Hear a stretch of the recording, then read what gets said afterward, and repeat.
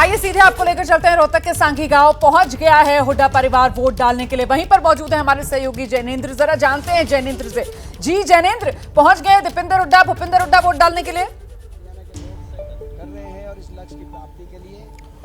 बिल्कुल, भूपेंद्र हुड्डा और हुड्डा परिवार अपने गांव पहुंच चुका है मतदान करने के लिए। अब से कुछ देर में मतदान करेंगे। दीपेंद्र हुड्डा बात कर रहे हैं।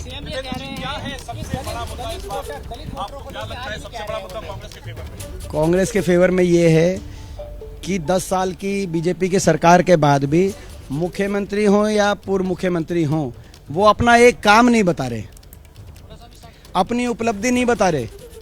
वो कांग्रेस की राजनीति पे निशाना साध रहे हैं और कह रहे हैं मुख्यमंत्री कांग्रेस का कौन बनेगा कौन नहीं बनेगा। सबसे बड़ा मुद्दा ये है कि 10 साल के बाद कोई एक काम बताएं, कोई बताएं कोई मेट्रो हरियाणा में आगे बढ़ाई हो, कोई बताए कोई बड़ा औद्योगिक क्षेत्र की हरियाणा में स्थापना कराई हो। साहब ने एक बार फिर से काम बताएं। कोई 10 साल के बाद अगर कोई काम ना बताए कोई सरकार, तो आप उनको कितने अंक देंगे? जीत का दावा कर रहे हैं। जीत पिछली बार इनका दावा था 75 पार का, था कि नहीं था? 40 पे रुक गए थे कि नहीं?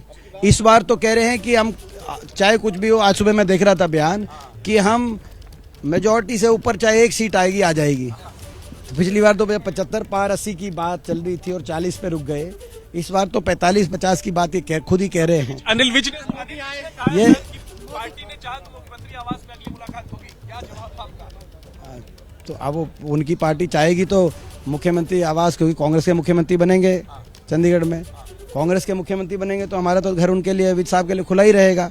उनको मुख्यमंत्री आवास में मुलाकात उनसे करेंगे। कांग्रेस के मुख्यमंत्री बनेंगे तो हम अनिल विज जी को न्योता दे देंगे और उनसे बढ़िया मुलाकात मुख्यमंत्री आवास पर कांग्रेस के मुख्यमंत्री करेंगे। जी ने जो कहा कि आला कमान उन्हें इग्नोर नहीं कर सकता, इसको आप कैसे देखते हैं? मैं इसको सही नहीं, ठीक बात है। आला कमान किसी को इग्नोर नहीं कर सकता। सभी कांग्रेस के सम्मानित नेता हैं, सभी का योगदान है कांग्रेस पार्टी में। दीपेंद्र जी, आज मतदान का दिन है, लगातार आप लोग कह रहे हैं कि बीजेपी जा रही है कांग्रेस आ रही है। आज आंकड़ा बताइए, कांग्रेस को कितनी सीट? देखिए, जो अभी रिपोर्ट आ रही, रिपोर्ट और जो ट्रेंड आ रही है वो 60 से ऊपर और 90 से नीचे। कांग्रेस 60 से ऊपर और 90 से नीचे, और बीजेपी अब आप खुद अंदाजा लगा लो कितने पे पहुंचे। तो क्या ये छोटी पार्टियां जेजेपी आईएनएलडी वगैरह का सहारा लेगी कांग्रेस अगर जरूरत पड़ी? नहीं, ये आईएनएलडी और जेजेपी के सारे लायक एमएलए नहीं आ रहे, क्योंकि ये बीजेपी के द्वारा प्रायोजित और बीजेपी की एजेंट पार्टियां हैं। लोगों ने समझ लिया कि हरियाणा में आईएनएलडी बीजेपी की एजेंट है, जेजेपी बीजेपी की एजेंट है, गोपाल कांडा बीजेपी का एजेंट, और साथ में कई निर्दलीय उम्मीदवार जो खड़े हैं वो बीजेपी के एजेंट के रूप में खड़े हैं। लोग बीजेपी और बीजेपी के एजेंटों को, दोनों को साफ करेंगे। आखिरी में एक बेटे के तौर पर, दीपेंद्र जी कांग्रेस नेता नहीं, एक बेटे के तौर पर आप चाहेंगे कि भूपेंद्र हुड्डा जी तीसरी बार सीएम की शपथ लें अगर सरकार बने? देखिए, पहला लक्ष्य कांग्रेस सरकार बनाने का है। बेटे के तौर पर पहला लक्ष्य कांग्रेस की सरकार बनाने का है, और दूसरा काम कांग्रेस के हाईकमांड का है। दीपेंद्र जी की क्या इच्छा है? आपकी क्या इच्छा है? दीपेंद्र हुड्डा को आप सुन रहे थे। साफ तौर पर कांग्रेस की जीत का और बड़ी जीत का दावा वो कर रहे हैं।